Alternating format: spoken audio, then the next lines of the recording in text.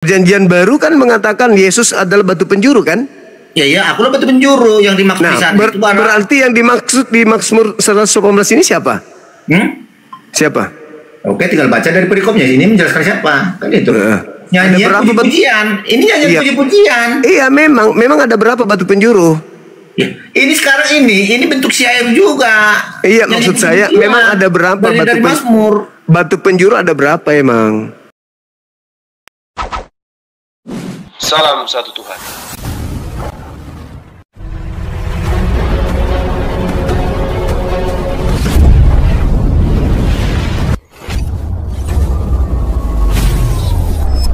Ya, pengantar ini singkat para sahabat. Dukung semua ya sahabat-sahabat kita channel Densa News Muslim.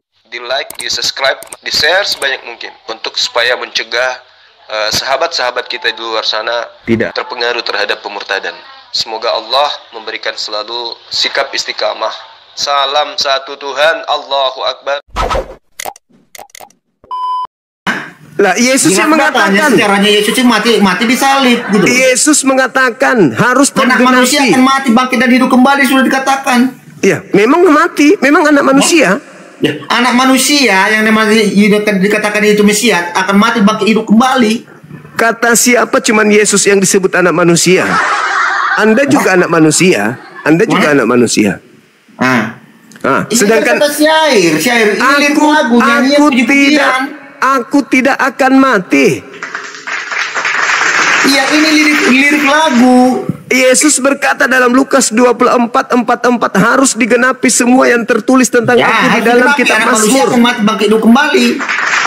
Loh, aku tidak akan mati. Di Yesaya 53 sudah jelaskan bagaimana aku tidak akan mati. Aku tidak akan mati. Akan dimakamkan. Aku tidak akan mati.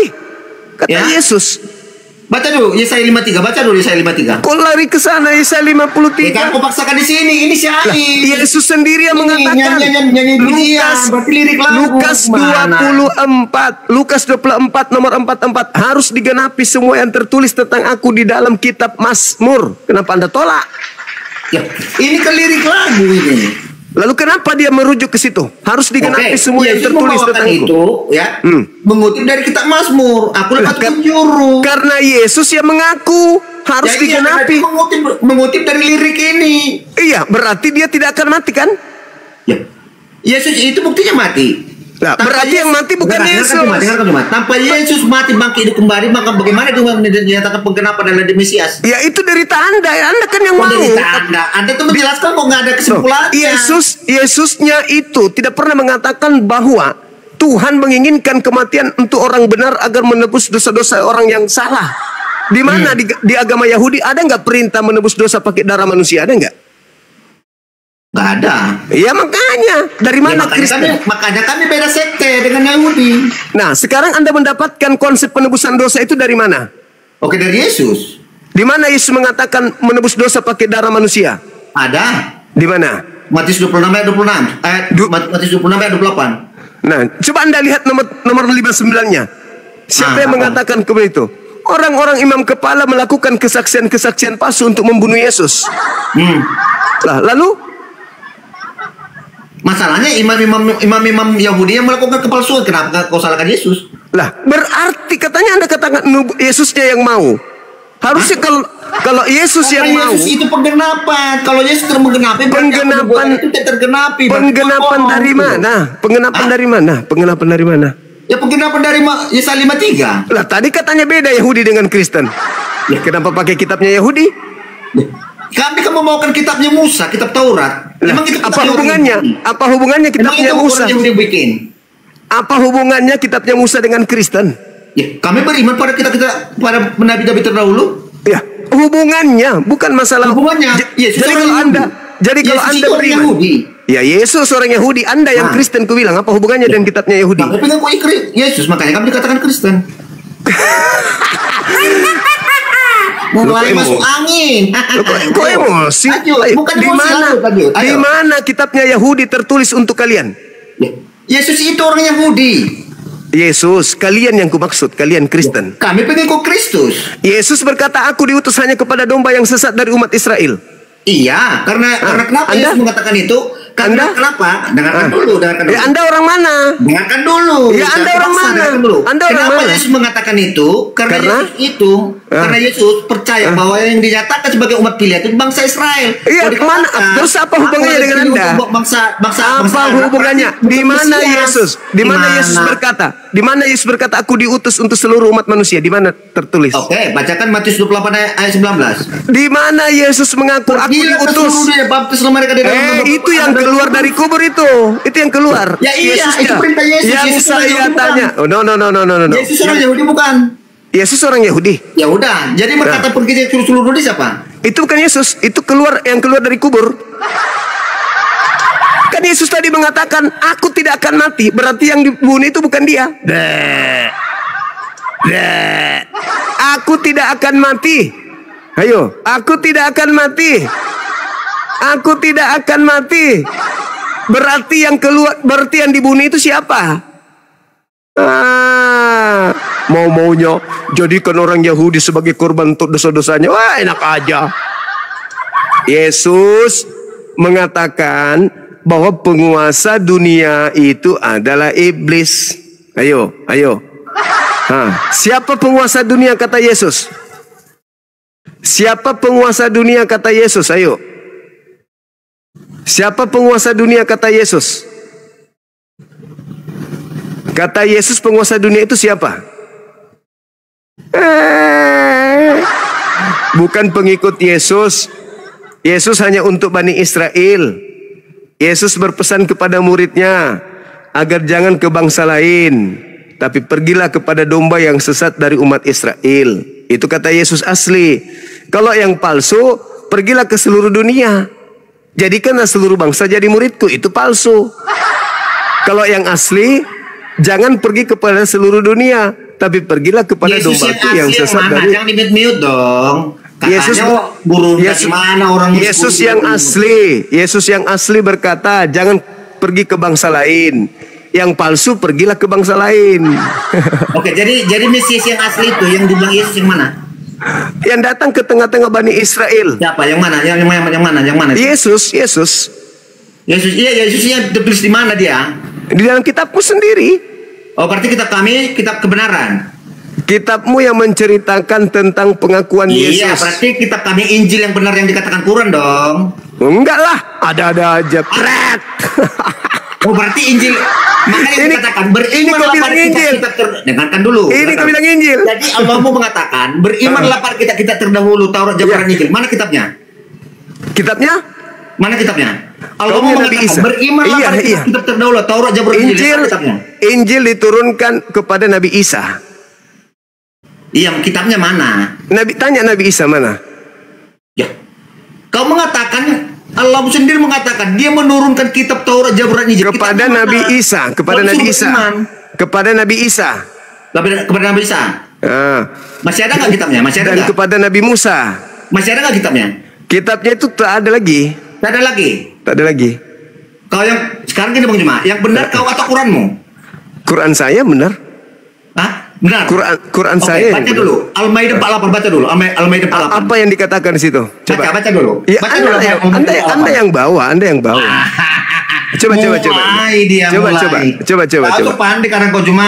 Ya, sekarang coba. Quran cuma aja kau mau bantah-bantah. Iya, silakan. Sendiri, ya. Silakan. Ya, Al-Maidah 48 baca. Ya. Apa yang dikatakan di sana? Itulah makanya jangan asal bernarasi Jumat. Kamu sendiri kau cuma menyebut tapi kau nggak sanggup menyatakan itu apa? Tunggu, sabarlah. Slow.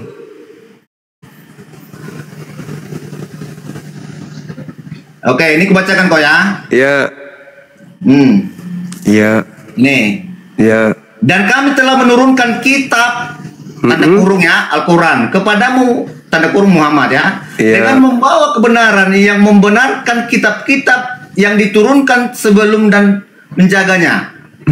Ini dijaga. Kenapa kau bilang jadi tuan kecolongan jadi nggak ada? Kemana kitab? Kalau kitabnya tidak ada lagi berarti tuduhanmu kecolongan. Baca ya. Allahu Akbar, Masya Allah. Berarti ini salah. Allah mau menjaga kitab yang dijaga yang mana? Baca. Katanya guru gimana kok cuma. Oke, saya baca. Dan kami telah menurunkan kitab Quran kepada Muhammad dengan membawakan kebenaran yang membenarkan kitab-kitab yang diturunkan sebelumnya dan menjaganya. Yang dijaga yang mana? Ya kitab sebelumnya yang dijaga. Salah kamu. Salah. Kau turun.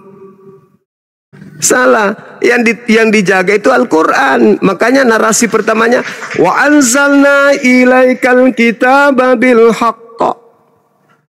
Wa anzalna ilaikal kitaba bil haqq. Kitab mana yang diturunkan kepada Nabi Muhammad? Itu yang dijaga. Makanya dikatakan nahnu nazzalna zikra wa nahnu lahu hafizun. Itu. Jadi yang dijaga itu adalah Al-Quran, bukan Torah dan Injil. Kok turun bang? Baru begitu. Jadi yang dijaga itu adalah Al-Quranul Karim. Karena yang diturunkan kepada Nabi Muhammad itu adalah Al-Quran, bukan ini. Sedangkan di sini tidak ada firman Tuhan, akulah yang akan menjaga, aku juga yang menurunkan, aku yang menjaga. Itu nggak ada di sini. Tapi kalau di Al-Quran ada. Makanya ketika dikatakan wa anzalna ilaikal kitab bil haqq musaddiqan lima baina yadayhi minat taurah kitabum wa muhaiminan alaihi fahkum bainahum. Itu merujuk kepada bima anzalallah wala tattabi' ahwa'ahum. Nah itu amma ja'aka minal haqq. Jadi kata Allah, dia menjaga Al-Quran yang menerangkan tentang datangnya sebuah kitab yang lebih dulu sebelum Al-Quran. Itu maksudnya. Kalian ini menyembah makhluk yang keluar dari kubur, kapan sadarnya sih kawan-kawan? Buka kamera. Ayo. Enggak, aku mau nanya, kenapa diturunkan yang tadi? Bukan aku yang turunkan, dia sendiri kabur. Ya elah, lu yang turunkan anjay. Enggak dong, buka kameramu. Buka kamera. Aku nggak menurunkan kok, nggak tahu siapa yang turunkan, entah dia sendiri atau host, aku nggak tahu.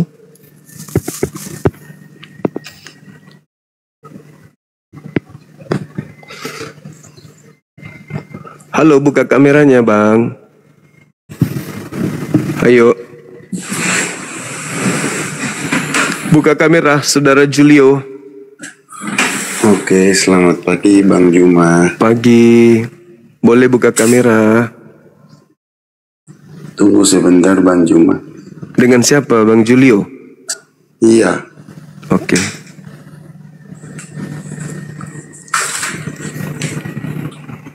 Tunggu sebentar ya Bang Juma ya. Siap, siap. Pakai baju dulu. Iya, iya.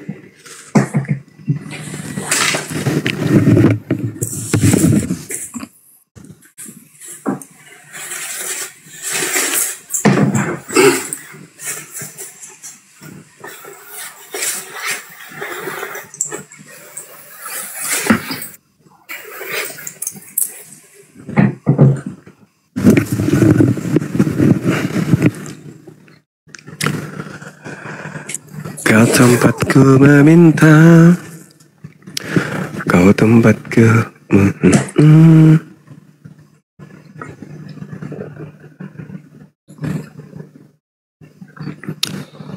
wa anzalna ilaikal kitab. Iya Bang Juma. Iya, selamat malam. Bang Juma. Siap. Boleh saya tanya, yang saya bingung itu saya ini sudah belajar lama, cuman saya bingung salah satu ayat di Al-Asraf 157 itu gimana apa penjelasannya itu, Bang? Surah apa? Surat Al-Asraf ya. Surat Al-Asraf 157 nggak salah. Apa itu? Ada yang tahu teman-teman?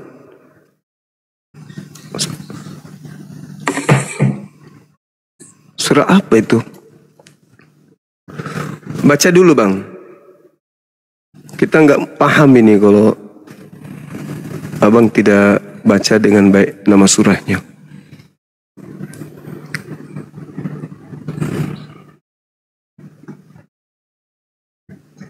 Yang sudah dinubuatkan di dalam Injil sama Taurat. Itu loh surah. Alladzina yattabi'una ar-rasul nabiyul ummin, itu ya? Iya.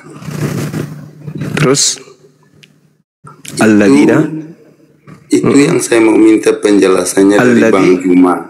Terkait dengan Al-Araf ya, nggak salah saya tadi Al-Araf. Terkait apa Bang? Al-Araf 157. Iya. Terkait dengan unsila ma'ah ulaika humul, maksudnya gini Bang Juma, kalau yang dinubuatkan di dalam Taurat dan Injil itu, Taurat dan Injil yang di mana, saya juga pengen tahu gitu. Iya. Kalau ayat itu menjelaskan seorang nabi yang ummi yang namanya mereka dapati di dalam Injil dan Torah. Berarti kalau Injil berarti ketetapan-ketetapan yang Tuhan berikan kepada Nabi Isa, Bang. Dan juga kepada Nabi Musa. Nah, sedangkan Al-Quran mengatakan, ya ahlal kitab, lima talbisunal haqqa bil batil wa taktumul haqqa wa antum ta'lamun. Bahkan kalau kita lihat dalam surah Al-Maidah, di situ Allah mengatakan bahwa ya ahlal kitab qad ja'akum rasuluna yubayyinu lakum katsir. Jadi Nabi Muhammad itu diutus untuk menjelaskan tentang kitab yang disembunyikan oleh orang ahli kitab. Nah, makanya abang ini tidak menemukan Injilnya Yesus, tidak menemukan kemudian Torahnya Nabi Musa. Nah, jadi kalau saudara mengatakan mana namanya di Injil, Anda mencarinya di mana? Jangan kira ini Injil, Bang. Ini bukan Injil. Ya. Jadi tidak mungkin ada namanya di sini karena yang diterangkan Al-Quran itu yang di Injil. Ini bukan Injil. Di Torah ini bukan Torah. Kalau Anda ingin menemukan nama Nabi Muhammad, tunjukkan dulu Tauratnya dengan Injilnya yang asli, baru bisa saya tunjukkan. Kalau di sini tidak mungkin ada.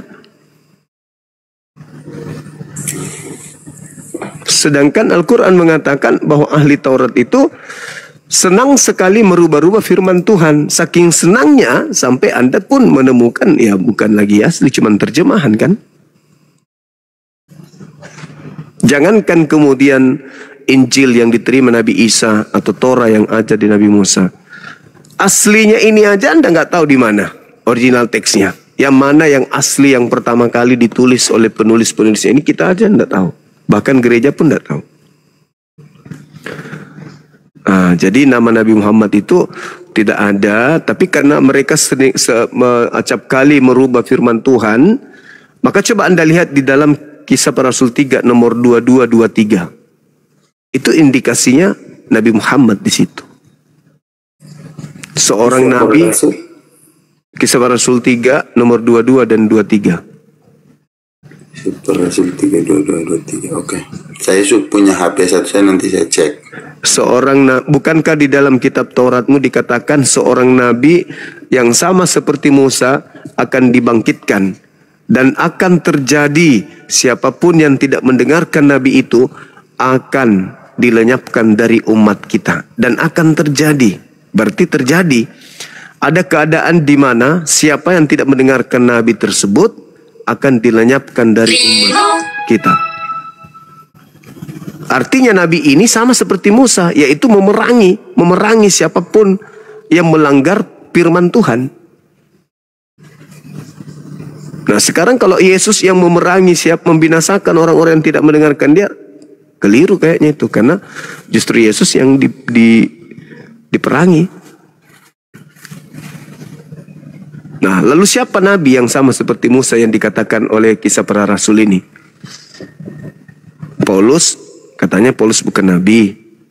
Nah, sedangkan Nabi Muhammad ketika dia datang di tanah Arab, Nabi Muhammad kemudian mengajarkan bagaimana untuk berjihad. Berjihad itu maksudnya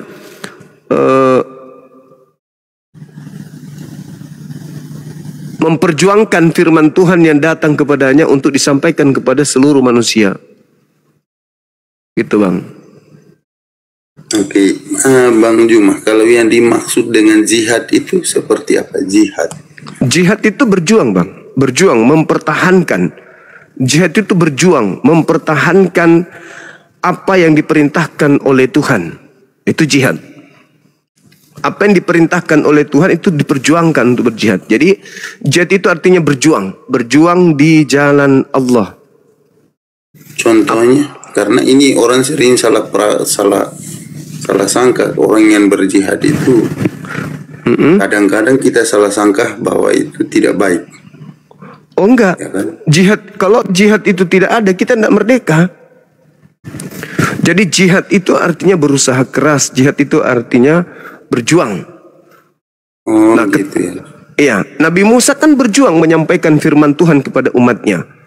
Yesus juga berjuang menyampaikan firman Tuhan kepada umatnya. Itu jihad. Karena pasti setiap ada firman Tuhan datang, diwahyukan, pasti ada saja yang melawan. Nabi Musa ada yang melawan, maka harus berjihad. Yesus ada yang melawan, harus berjihad. Untuk memperjuangkan firman Tuhan ini harus sampai kepada siapa harus disampaikan. Nah, di Islam perintah Tuhan bil bayyinati waz zubur wa anzalna ilaika dzikr litubayyina linnas. Firman yang sampai kepada Nabi Muhammad wajib hukumnya disampaikan kepada seluruh umat manusia. Maka kalau ada yang menghentikan itu ya jihad, harus berjuang. Sama seperti amanat agung. Itu jihad. Beritakanlah Injil kepada seluruh makhluk. Yang percaya baptis, yang tidak percaya akan dihukum. Jadikanlah seluruh bangsa menjadi pengikutku dan ajarlah mereka melakukan apa yang aku perintahkan. Itu jihad. Berjuang dengan keras untuk mengajarkan apa yang diperintahkan atau dititahkan oleh yang kita imani. Itu jihad. Begitu, Abang. Tapi kalau dalam Islam, jihad itu adalah berjuang dengan keras untuk mengajarkan apa yang menjadi tujuan Tuhan mewahyukan ajaran pada jalan yang baik, mencakup perintah-perintah dan larang-larangan Tuhan untuk disampaikan kemudian kepada orang dengan cara mendidik, membimbing, mengarahkan manusia dengan cara yang benar. Nah, itu jihad. Bang Juma, satu lagi terakhir, saya mau tahu tentang ajaran Nabi Muhammad yang secara garis besar yang mengajarkan kita, yang kira-kira kita mau mengikuti itu, ajaran-ajarannya seperti apa, Bang? Oke, baik.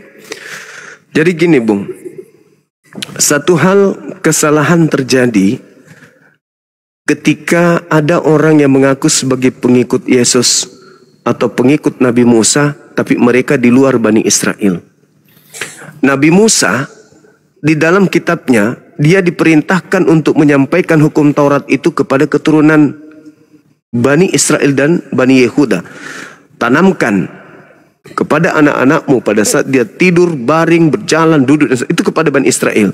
Yesus mengatakan, aku diutus hanya kepada domba yang sesat dari umat Israel. Matius 15 nomor 24, nomor 25 dan 26 dan seterusnya.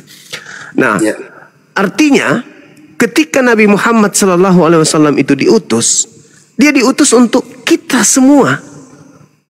Makanya nama agamanya Islam. Islam itu netral, tidak berbicara mengenai suku. Kalau Yahudi ya untuk kaumnya Yahudi. Kalau Nasrani ya hanya orang-orang yang dari Nazaret, pengikut Nabi Isa alaihissalam. Tapi kalau Islam, Islam itu artinya damai, sejahtera. Siapa yang mau damai, masuk ke situ.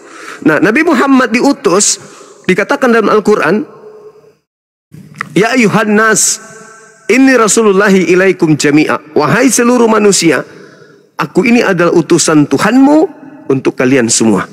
Nah, ketika Ketika kita sudah mengimani itu bahwa ternyata kita ini harus mengikut kepada Nabi Muhammad, bukan mengikut kepada Yesus. Dengan mengikut kepada Nabi Muhammad itu sama halnya kita mengikut kepada Yesus, itu sama halnya mengikut kepada Nabi Musa. Kenapa? Karena ajaran yang datang melalui Nabi Muhammad adalah ajaran yang mengajak umatnya untuk beriman kepada nabi-nabi tersebut. Bahwa nabi itu pernah ada, mereka orang benar, mereka orang suci, diberi kitab untuk kepada kaumnya masing-masing. Nah, Nabi Muhammad ketika diwahyukan Al-Quran kepadanya, beliau mengajarkan kemudian kepada manusia untuk beribadah hanya kepada Allah, pencipta langit dan bumi Azza wa Jalla, yang bukan makhluk. Tidak serupa dengan makhluk, yang tidak beranak dan tidak diperanakkan, yang maha tunggal dan seterusnya. Kalau orang Kristen mengatakan bahwasanya Yesus itu untuk menebus dosa, Nabi Muhammad beda. Nabi Muhammad diutus kemudian di atas muka bumi ini wa yuzakkihim, untuk mensucikan manusia. Jadi kita tidak ditebus oleh Nabi Muhammad, tetapi kita disucikan. Dengan cara apa Nabi Muhammad mensucikan? Coba lihat bang. Kalau misalnya umat Islam itu melakukan kesalahan antara sholat maghrib dengan sholat isya, maka dosa-dosanya itu akan terhapus pada saat kemudian dia beribadah sholat isya. Ketika ada kehilapan yang dilakukan dari sholat isya sampai sholat subuh, maka akan dihapus pada saat sholat subuh. Ketika kemudian ada dosanya antara subuh dengan zuhur, begitu masuk zuhur dia sholat bertaubat di sana, maka dosanya dihapuskan dari subuh sampai zuhur. Begitu seterusnya 5 kali sehari. Jadi seibarat sholat itu seperti mandi. Kalau 5 kali sehari kita mandi, insya Allah akan bersih. Nah, itulah yang disebut wa yuzakkihim. Dosa harian dihapuskan kemudian dengan sholat maghrib, isya dan seterusnya. Dosa mingguan dihapuskan dengan hari Jumat, sholat Jumat. Dosa bulanan dihapuskan dengan Idul Fitri. Dosa tahunan dihapuskan dengan berhaji. Jadi di Islam itu Nabi Muhammad diutus untuk mensucikan diri manusia. Mensucikan. Bukan menebus. Karena kalau kita ditebus, misalnya ini, saya ditebus oleh Yesus, mati sekali. Oke. Tapi kalau besok saya kemudian berdosa lagi, Yesus harus turun lagi, disalib lagi. Tidak kan? Lalu apa? Bertobat. Ya ujung-ujungnya sama dong. Berarti bertobat juga nya. Lalu buat apa mati? Kalau memang manusia juga harus bertobat. Maka ajaran Nabi Muhammad yang lebih rasional. Ketika kita melakukan dosa, kita sholat Allahu Akbar. Habis itu kita istighfar. Ya Allah ampuni atas segala dosaku. Bersih lagi. Begitulah. Tapi asal jangan dibilang berdosa nanti aku hapus lagi. Berdosa nanti. Itu jatuhnya ke munafik. Itu nggak boleh. Maksudnya di sini adalah dosa yang kita tidak sengaja atau dosa yang karena terpaksa, tidak ada jalan lain. Mau tidak mau harus saya lakukan. Seperti misalnya larangan makan babi. Tiba-tiba terjadi bencana besar. Tak ada makanan, semua ada membusuk, yang ada cuman babi. Boleh. Seperti misalnya perintah Yesus ketika kemudian diperintahkan di Keluaran 31 nomor 14, bunuhlah orang yang melanggar kekudusan hari Sabat. Murid Yesus bisa petik gandum hari Sabat. Kenapa? Daripada mati. Karena kelaparan. Petik gandum boleh. Jadi hukuman boleh kita langgar apabila memang sudah darurat, tapi tidak semua dosa, tidak semua perbuatan dosa. Misalnya ada seorang yang sudah kebelet, lihat bininya orang karena kebelet, nah nggak boleh, itu nggak ada. Yang dimaksud di situ tadi adalah babi aja, makan yang diharamkan, gitu bang. Itulah yang diajarkan oleh Nabi Muhammad. Nah, kami umat Nabi Muhammad itu dalam Al-Quran surah Al-Mu'minun, kada aflahal mu'minun, beruntunglah orang-orang yang mukmin. Maksudnya orang-orang yang mendirikan sholat, yaitu orang Islam. Alladzina yarisunal firdaus. Mereka orang Islam inilah yang mewarisi surga Firdaus. Hum fiha khalidun, mereka kekal di dalamnya. Jadi kami, silakan. Oke Bang Juma. Siap. Yang terakhir, yang saya mau tanya itu tentang kenapa orang saudara-saudara kita Muslim sering mengkafirkan orang. Yang saya mau tahu itu kafir itu seperti apa, yang harus diperangi orang kafir itu seperti apa? Oke, baik. Baik. Bang Juma. Ya, siap. Jadi perangi oleh orang kafir. Yang dimaksud kafir di situ adalah pada saat perang.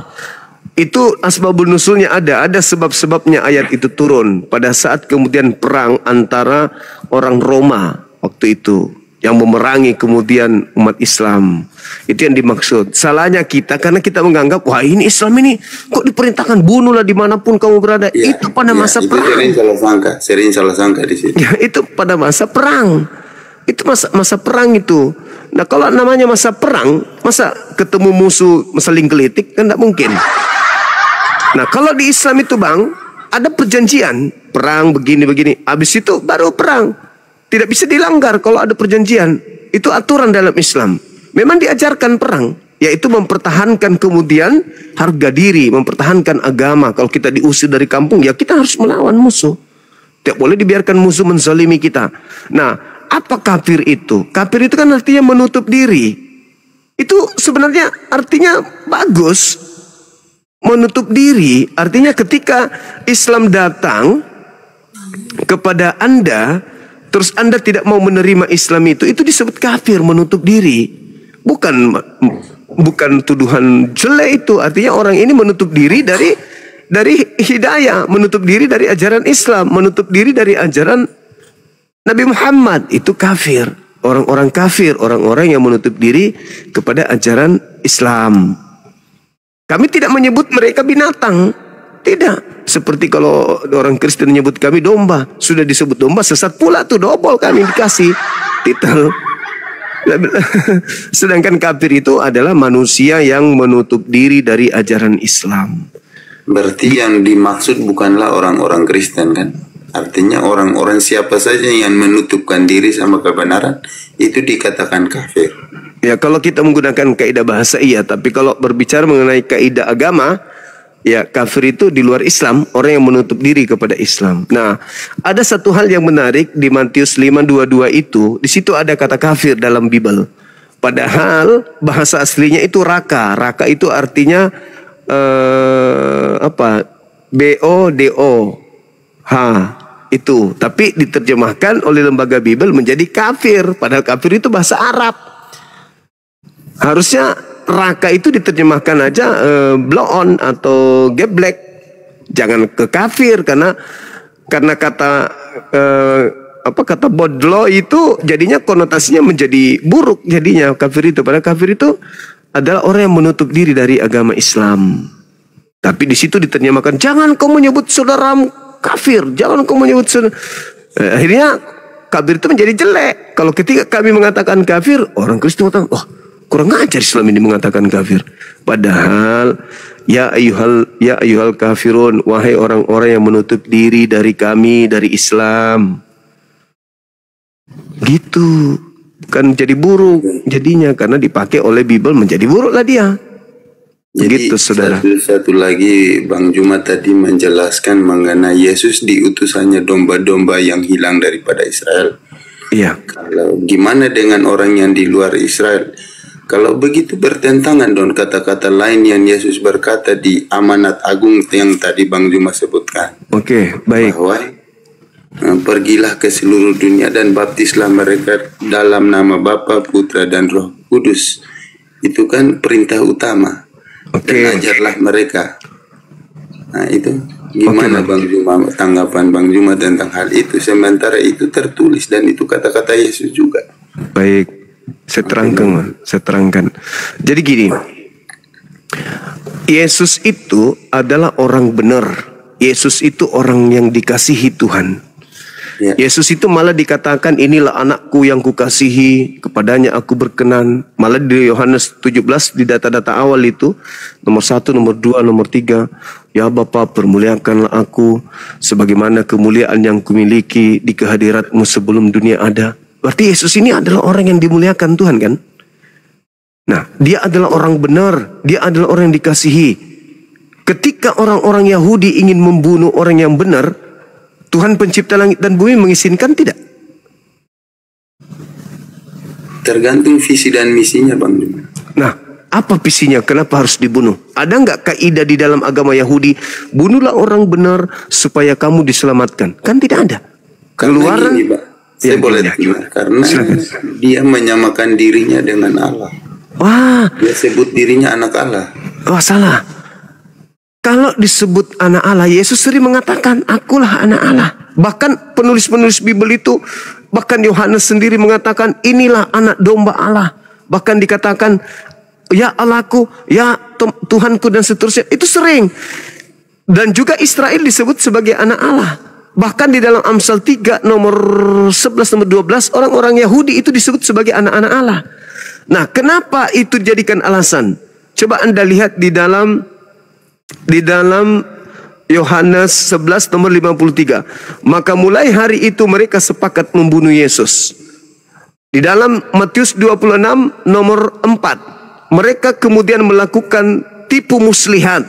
Nomor 59. Dikatakan bahwasanya imam-imam kepala dan mahkamah agama mencari-cari alasan untuk kemudian membunuh Yesus. Maka di dalam Matius 27 nomor 18, Gubernur Pilatus berkata bahwa mereka menyerahkan Yesus untuk dibunuh karena dengki. Jadi mereka hanya mencari kesaksian-kesaksian palsu.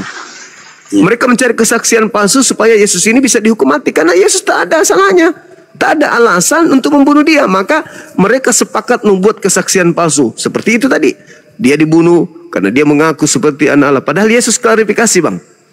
Di Matius 10 nomor 34, nomor 35, 36. Ketika ia dilempari batu oleh orang-orang Yahudi. Bukan karena kamu melakukan mujizat sampai kami ingin melempari engkau batu. Tetapi karena kamu hanyalah seorang manusia, tapi menyamakan dirimu dengan Elohim. Itu kata Yesus. Maka kata Yesus apa? Bukankah di dalam kitab Tauratmu dikatakan siapapun yang diserahi tugas untuk menyampaikan firman, maka dia adalah Allah. Dan ketetapan firman Tuhan tidak bisa dibatalkan. Masihkah kamu mau melempari aku batu? Hanya karena aku menyampaikan bahwa aku dan Bapa adalah sama? Bahwa aku adalah Allah? Gitu. Jadi alasan Yesus itu mengatakan akulah Allah karena siapapun yang diserahi tugas menyampaikan firman, maka dia boleh mengaku Allah. Contoh, Keluaran 7 nomor 1. Aku mengutus Musa sebagai Allah, sebagai Elohim. Oke, Bang. Satu. Berarti Nabi Muhammad bisa disebut sebagai Rabi. Nah, Nabi Muhammad karena dia adalah utusan yang membawakan firman Allah. Tapi tunggu dulu. Ketika Nabi Muhammad kemudian membaca ayat suci Al-Quran, dia naik ke atas mimbar kan, lantas membacakan ayat suci Quran. Apa kata Nabi Muhammad? Innani anallah, la ilaha illa ana. Sesungguhnya aku ini adalah Allah. Tidak ada Tuhan selain aku. Maka sholatlah, ibadahlah untuk mengingatku. Beribadahlah, sembahlah aku untuk mengingatku. Artinya, apakah Nabi Muhammad adalah Allah? Bukan, dia hanya menyampaikan firman. Iya, Rob yang disematkan kepada manusia. Rob itu bisa disematkan kepada Sang Pencipta. Kalau bisa disematkan kepada manusia, kalau Allah itu yang inginkan. Gitu Kalau dia sedang menyatakan firman Tuhan, berarti dia sedang membaca firman Tuhan. Yang Rob itu berarti yang di atas, bukan dirinya. Gitu, Bang. Oke. Siap. Oke. Abang di mana ini? Di mana? Di Jerman, di Afrika atau di NTT? Oh, NTT. Oh, satu negaranya kita. Tadi kupikir di Dubai ya, Bangku ini. Oke, saya kira lanjut belum selesai, Bang. Tadi kan belum sampai kepada perintah agung tadi, masih di pertengahan. Oh ya, perintah agung. Oke, sorry saya lupa. Betul itu. Jadi ketika kemudian ada Yesusnya ini mengatakan bahwasanya dia orang benar, dia orang yang dikasihi. Ketika ada pencobaan untuk melakukan pembunuhan terhadap dirinya, Tuhan tidak mungkin tinggal diam dong. Maka dia diselamatkan kemudian oleh Tuhan. Kenapa? Ada perintahnya. Apa perintahnya? Jangan kau membunuh orang yang benar. Jangan kau membunuh orang yang tidak bersalah. Sebab aku Tuhan tidak akan membenarkan orang yang bersalah. Keluaran 23 nomor 7 nomor 8. Nah, sekarang boleh nggak dibunuh Yesus? Menurut Tuhan. Nggak boleh kan? Gini, Bang. Berarti itu bertentangan dengan perkataan Yesus bahwa anak manusia akan dibunuh dan mati dan bangkit di antara 3 hari itu dia akan bangkit. Oke, Markus 9 nomor 30-31. Iya. Dan anak manusia akan diserahkan kepada manusia untuk dibunuh, dan setelah 3 hari dia akan bangkit. Kenapa dia tidak mengatakan anak manusia akan diserahkan dan aku akan dibunuh? Kenapa tidak mengatakan aku? Kenapa harus mengatakan dia? Karena bukan dia yang dibunuh. Yesus mengatakan dalam Yohanes 10 nomor 17 nomor 18, tidak ada yang bisa membunuh aku. Tidak ada. Tidak ada yang bisa. Tidak ada yang bisa mengambil nyawaku. Berarti yang diserahkan kepada manusia dan dia dibunuh. Berarti itu bukan Yesus. Itu bukan Yesus bang yang dibunuh itu. Tapi orang yang diserupakan dengan Yesus. Coba kita lihat di dalam Markus 16 nomor 12. Apa katanya di sana? Kata Markus, dan Yesus menampakkan diri kepada kedua muridnya dalam rupa yang lain. Kisah Para Rasul 25 nomor 19, mereka berselisih paham tentang seseorang yang bernama Yesus. Ada yang mengatakan Yesus telah mati, namun Paulus mengatakan dia masih hidup. Bertentangan kan? Ya, ya. Tapi Yesus membuktikan dirinya. Yesus menampakkan diri kepada Thomas yang sedang bingung tentang hal itu. Dan Yesus suruh dia membuktikannya sendiri. Karena Yesus tahu bahwa ada pertentangan antara mereka. Oke, begini bang. Begini ya bang. Ketika kemudian dikatakan oleh Yesus, sekarang penghakiman atas dunia, sekarang juga penguasa dunia yaitu iblis akan datang dan dilemparkan keluar. Pertanyaan saya bang, sekarang itu terjadinya kapan?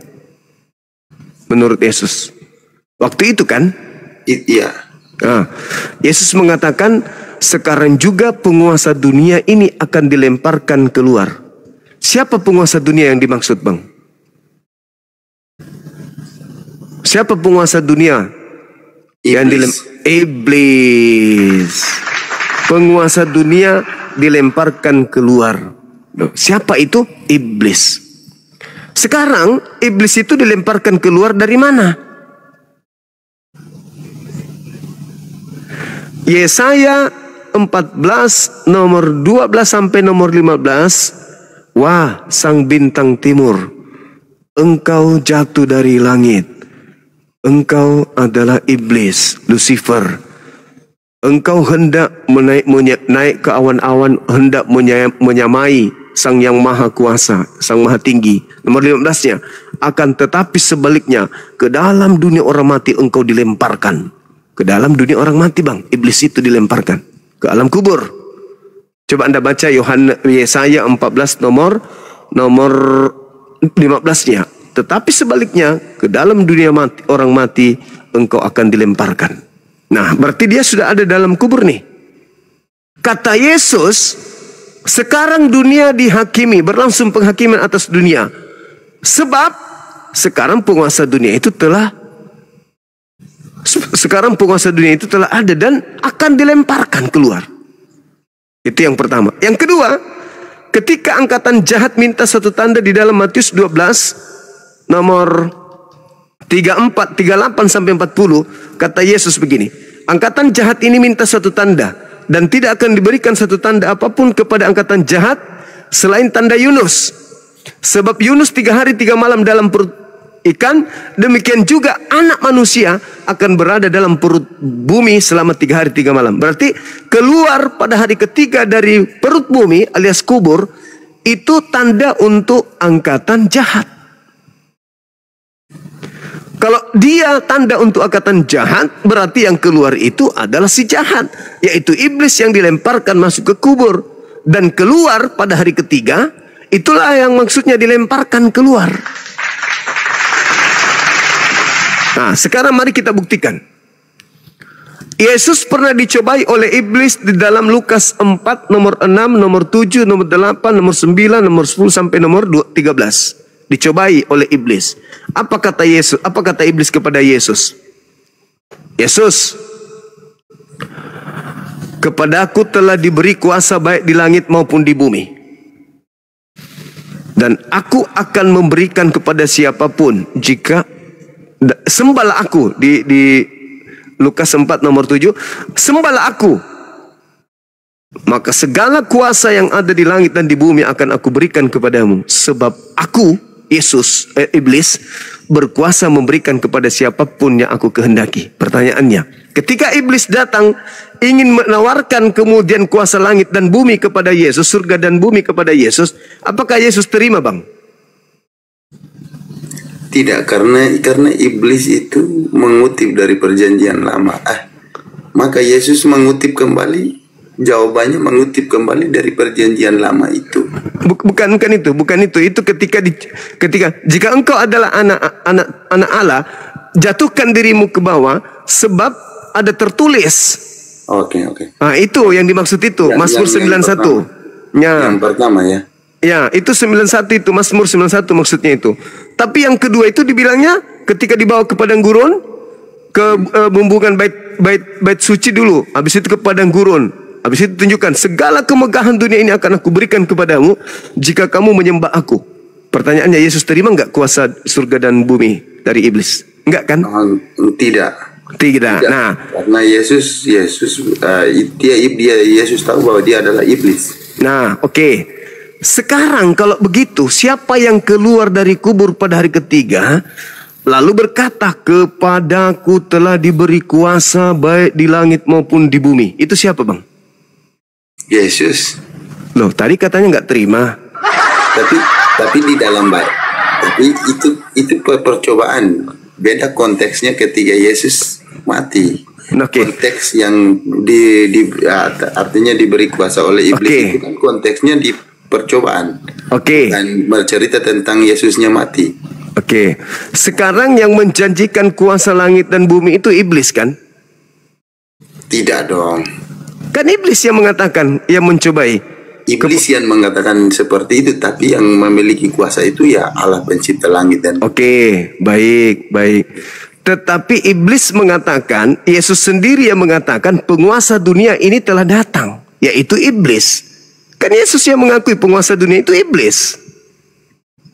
Iya sih, saya nggak tahu bahwa iblis itu memiliki kuasa yang sama dengan Tuhan pencipta langit dan bumi, dan tidak mungkin. Bahwa Yesus tahu bahwa penguasa sesungguhnya itu Bapa yang pencipta langit dan bumi, bukan iblis. Tapi pencipta langit dan bumi tidak pernah menjanjikan kuasa surga dan bumi kepada Yesus. Gak pernah. Sampai kapanpun tidak akan pernah. Bahkan Yesus mengatakan, aku tidak dapat berbuat apa-apa dari diriku sendiri. Berarti Yesus tidak pernah menerima kuasa. Adapun kuasa yang diterima Yesus, dia katakan dalam Yohanes 5 nomor 36, ada kesaksianku yang lebih penting dari kesaksian Yohanes Pembaptis, bahwa semua pekerjaan yang aku lakukan, pekerjaan itu yang aku lakukan sekarang, dan pekerjaan itu yang bersaksi tentang aku, bahwa Bapa lah yang telah mengutus aku. Bahkan kalau kita lihat khotbah Petrus di Kisah Para Rasul 2 nomor 22, apa dibilang gitu? Orang Israel harus tahu, yang kumaksudkan adalah Yesus dari Nazaret, bahwa yang ditentukan oleh Tuhan untuk melakukan tanda-tanda, mujizat, kekuatan-kekuatan yang dilakukan oleh Allah melalui perantaraan Yesus, seperti engkau tahu. Berarti ketika Yesus melakukan mujizat, itu Tuhan yang melakukan, bukan dia, cuman melalui perantaraan dia. Berarti Tuhan tidak pernah memberikan kuasa kepada dia kan, surga dan bumi. Kata iblis, dan aku berkuasa memberikan kepada siapapun yang aku kehendaki. Nah, iblis itu kata Yesus di dalam Matius 24 nomor 23, 24 dan seterusnya. Yesus mengatakan begini, waspadalah kepada penyesat. Jadi apabila ada orang berkata kepadamu, ada Mesias di sini, ada Mesias di sana, jangan kau percaya. Sebab Kristus palsu akan datang dan akan banyak melakukan tanda-tanda yang dahsyat dan mujizat-mujizat, sekiranya mungkin menyesatkan orang-orang pilihan juga. Jadi kata Yesus, Mesias palsu itu akan melakukan banyak tanda mujizat, kekuatan-kekuatan. Jadi memang dia punya kuasa, iblis itu. Makanya ketika dia keluar dari kubur, dia mengatakan, kepadaku telah diberi kuasa baik di dunia maupun di baik di langit, di surga maupun di langit. Pergilah ke seluruh bangsa, jadikanlah seluruh bangsa menjadi pengikutku. Kan Bang Juma, ceritanya bukan sampai di situ. Ceritanya selesai di Matius 28 yang akhirnya Yesus naik ke surga, disaksikan banyak orang, 5.000 orang, murid-muridnya. Bahkan disaksikan banyak orang. Ceritanya kan selesainya si Yesus naik ke surga, Bang Juma. Iya. Itu cerita yang dirangkai kemudian oleh penulis Bible yang tidak menulis pada saat kejadian. Misalnya nih, saya Lukas, terjadi, lantas kucatat, terjadi, kucatat, terjadi, kucatat. Kan tidak. Mereka menuliskan kejadian itu puluhan tahun setelah kejadian. Dan itu pun mereka tulis berdasarkan hasil penelitian. Bukan mereka melihat langsung. Bukan mereka melihat langsung. Nah sekarang kalau begitu berarti ada kesimpang siuran antara cerita-cerita ini. Kenapa? Karena mereka bukan saksi mata. Nah sekarang mari kita buktikan bahwa itu bukanlah Yesus. Ketika dikatakan dalam Matius 28 nomor 20. Dan ajarlah mereka melakukan segala sesuatu yang kuperintahkan kepadamu. Satu hal saja. Apakah itu Yesus yang memerintahkan atau bukan Yesus? Oke, yang jelas menurut orang Katolik, saya kan orang Katolik. Ya Yesus yang perintahkan. Saya nggak tahu itu menurut apa. Sekarang tolong tunjukkan perintah Yesus untuk ibadah hari Minggu.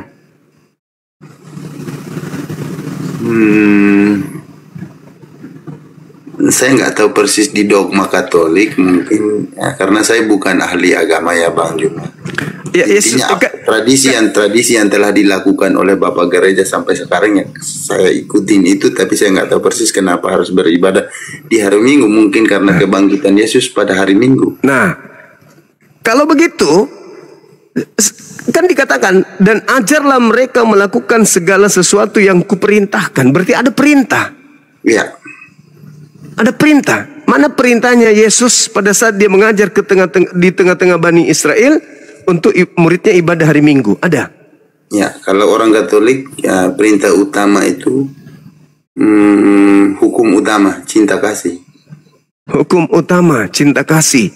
Ya. Sekarang kalau hukum utama cinta kasih itu di dalam pengajaran Yesus, cinta kasih itu hukum utama adalah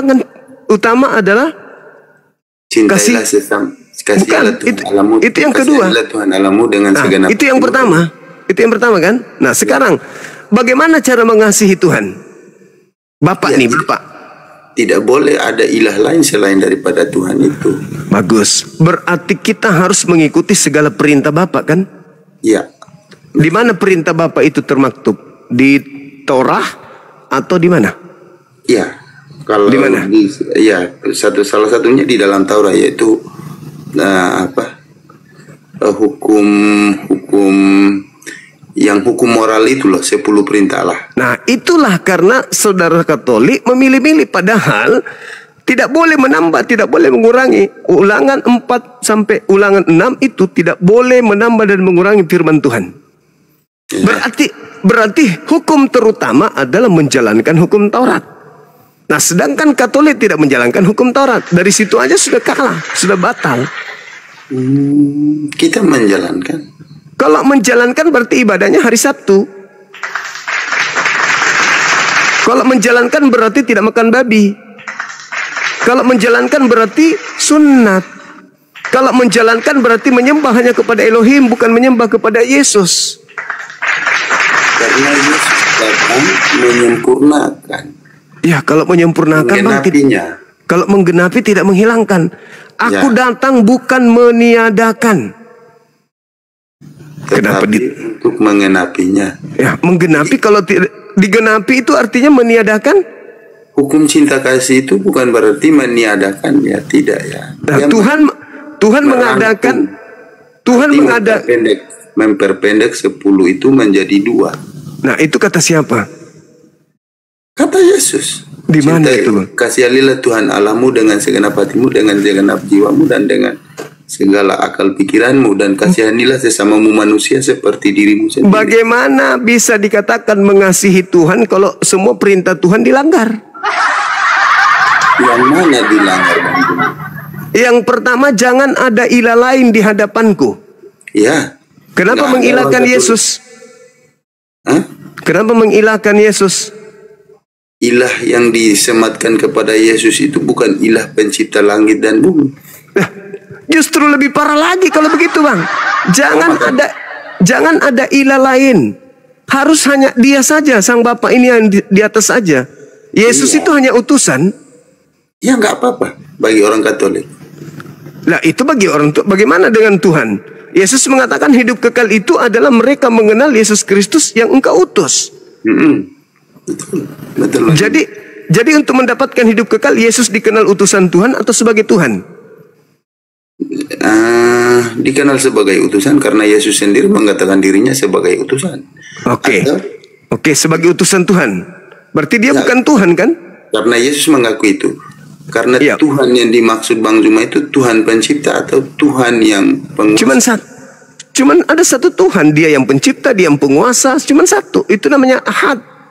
Karena gini Bang Juma, di dalam bahasa Inggris tidak pernah ada God Jesus, hanya disebut Lord Jesus. Saya nggak tahu Lord itu diterjemahkan di dalam bahasa Indonesia seperti apa. Iya betul Bang, betul. Berarti pencipta langit dan bumi itu kan cuma satu kan? Ya. Yesus ciptaan kan? Saya tidak bisa jawab karena Yesus ini menurut Alkitab bahwa firman yang telah menjadi manusia. Nah itu kesalahannya itu di situ. Firman menjadi manusia, firman menjadi bumi, firman menjadi sungai, firman menjadi makhluk. Segala-galanya itu berasal dari firman. Mazmur 33 nomor 9. Jadi kalau begitu Bang Juma menolak perkataan Yesus bahwa sebelum Abraham ada, aku telah ada. Sebelum Abraham, jangankan sebelum Abraham, sebelum dunia ini ada, Yesus itu sudah ada. Oke. Iya. Kita ini semuanya sebelum dunia ada, kita semua ini sudah ada. Kita sudah dirancang Tuhan. Coba Anda baca di Amsal 8 nomor 22 dan seterusnya.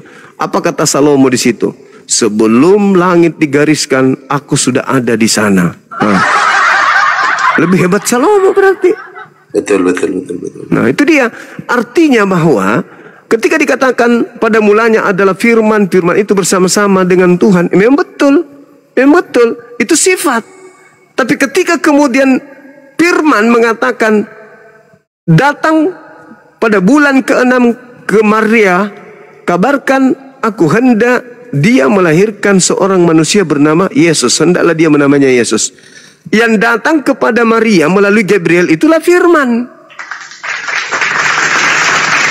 Adakah Yesus di situ? Belum. Yesus itu nanti ada setelah ibunya hamil dan melahirkan dia. Dari mana? Dari firman Tuhan. Maksudnya dari kehendak Tuhan. Maria, kau tidak punya suami, ya, tapi aku Maha Pencipta. Aku ingin menciptakan manusia tanpa laki-laki, tanpa suami. Hamil. Melawan gak lo? Ya enggak lah Tuhan. Hamil, lahirlah Yesus. Maka Yesus pada mulanya adalah firman. Firman itu menjadi daging. Udah selesai. Makanya Yesus dalam Matius 4 nomor 4, Yesus mengatakan apa? Manusia hidup bukan hanya dari roti saja, tapi dari setiap firman yang keluar dari mulut Tuhan. Berarti kita semua ini berasal dari firman yang keluar dari mulut Tuhan. Sama seperti Yesus. Bedanya kita dari ayah ibu, Yesus dari ibu tok. Makanya dia dikatakan manusia suci. Makanya dia didatangkan oleh Roh Suci. Kenapa? Karena dia tidak terjamah kemudian oleh laki-laki. Ibunya itu masih perawan sampai dia kemudian dilahirkan. Tidak pernah terjamah ibunya itu.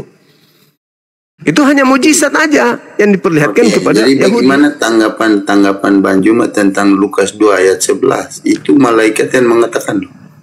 Ya, jadi kita harus pahami dulu. Apa itu Mesias? Apa itu Al-Masih? Apa itu Kristus?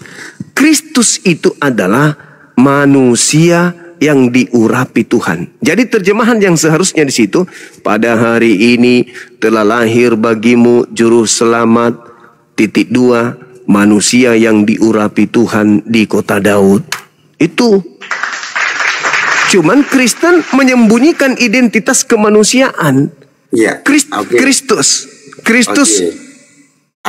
Yang saya mau tanya ke Bang Juma adalah, ya kalau Kristus itu kan orang yang diurapi. bagaimana dengan kata juru selamat? Iya Bang. Karena gini Bang Juma, di dalam perjanjian lama itu juru selamat itu hanya Tuhan yang jadi juru selamat, bukan manusia biasa yang jadi juru selamat. Baik. Oke Bang Juma. Oke. Tuhan ini juru selamat. Sebagai juru selamat, Tuhan menurunkan kemudian kitab suci. Supaya ada yang membimbing manusia kepada kitab suci ini, maka dia turunkan juga rasulnya atau dutanya. Makanya sang duta ini mewakili sang Tuhan. Juru selamat. Apa bedanya dengan juru masak, Bang? Apa bedanya dengan juru parkir? Ada bedanya, apa bedanya dengan juru kemudi? Juru selamat artinya guru, pembimbing yang mengajarkan manusia agar selamat. Nah, Yesus mengajarkan manusia supaya selamat, caranya gimana? Tuhan, sembah Tuhan satu-satunya dan jadikan aku sebagai rasul utusan Tuhan. Juru selamat, juru masak, bukan masakan. Juru selamat bukan dia yang bukan dia punya selamat. Juru parkir bukan dia yang parkir, dia bukan parkir, tapi dia mengarahkan orang parkir. Juru selamat itu artinya apa? Shalom, shalom itu artinya apa? Salam, salam itu Islam. Berarti Yesus itu adalah juru Islam. Islam itu artinya selamat. Kristen itu artinya orang yang diurapi. Kristen pengikut orang yang diurapi. Tapi kalau Islam selamat, orang Islam orang selamat. Yesus juru selamat, juru selamat artinya juru Islam, juru menuju kepada jalan keselamatan. Makanya dikatakan, akulah jalan, akulah kebenaran, akulah hidup. Tidak ada yang sampai kepada siapa? Kepada Bapa tanpa melalui Yesus. Jadi apa yang harus kita lalui Yesus? Yesus itu cuma jalan. Jalan menuju ke Monas, bukan Monas. Oke, jadi selama diskusi Bang Juma dengan saya, apa yang kira-kira Bang Juma simpulkan? Karena yang Bang Juma jelaskan itu semuanya jelas di dalam Alkitab orang Katolik. Bahwa apa yang dijelaskan Bang Juma itu tidak ada bertolak belakangnya. Cuma yang dipermasalahkan Bang Juma itu apa? Yang saya tidak mengerti. Iya, bagus. Yesus mengatakan bahwa aku diutus hanya kepada domba yang sesat dari umat Israel. Jadi maksud saya yang dipermasalahkan Bang Juma itu apa sebenarnya di dalam yang orang Katolik? Yang dipermasalahkan di Katolik itu adalah saudara-saudara Katolik menganggap Yesus itulah yang disalib. Anda menganggap Yesus itu makhluk yang manusia yang dikutuk oleh Tuhan. Iya, betul. Karena belum ada Alkitab lain atau data lain yang valid untuk mengkonfirmasi bahwa Yesus itu tidak disalib. Oke. Baik. Bang Juma. Sekarang permasalahannya gini. Di Galatia 3 nomor 13. Kristus telah menebus Kristen dari kutuk hukum Taurat. Pertanyaan saya, Bang. Hukum Taurat itu untuk siapa? Ya, untuk orang bangsa Israel. Berarti ketika dia menebus hukum Taurat, dia menebus untuk siapa? Orang Israel. Berarti dia mati disalib untuk siapa? Tapi gini Bang, saya bukan bilang kontradiksi, tapi di Matius 26 itu Yesus berkata di sana. Coba abang baca di Matius 26 ayat 26. Apa yang dikatakan di sana? Inilah darahku, darah perjanjian baru yang ditumpahkan bagimu. Perjamuan kudus itu ada nggak orang Katolik di situ? Ya, kami lakukan itu sebagai selalu kepada hari Minggu. Enggak, maksud saya perjamuan kudus di situ ada nggak kemudian orang Katolik hadir di situ? Kurang tahu Bang, itu kan 2000 tahun lalu yang terjadi. Ketika kemudian Yesus mengumpulkan ke-12 muridnya, di situ Yesus ingin menguji. Di situ Yesus ingin menguji siapa yang akan mengkhianati dia. Makanya dia mengatakan, inilah darahku. Apa yang ditunjukkan Yesus, inilah darahku? Darah beneran atau di situ anggur? Simbol. Anggur. Ya. Inilah dagingku, daging betul atau roti. Nah, di situ Yesus sudah mengatakan, inilah darahku, inilah dagingku, makanlah, minumlah. Itu artinya, artinya kenapa harus kau bunuh aku? Ini kan darah aku sudah ada, ini kan rotiku sudah ada. Kenapa harus kau jadikan aku sebagai kurban? Itu ujian untuk muridnya, siapa yang akan mengkhianati, siapa yang akan kemudian mempersembahkan dia untuk dikhianati. Itu bang. Kemudian ada satu hal yang ingin saya minta ke abang. Galatia 4 nomor 5 boleh nggak dibacakan ke saya? Saya tidak ada. Saya punya HP satu saja. Sayang sekali. Nanti saya kembali nanti hilang kan? Oke. Okay. Galatia 4 itu Yesus itu diutus untuk menebus orang-orang yang takluk di bawah hukum Taurat, yang tunduk di bawah hukum Taurat. Nah, sedangkan hukum Taurat itu adalah perintah Tuhan yang untuk Bani Israel saja. Jadi ketika Yesus mati pun mati untuk mereka yang memiliki Taurat.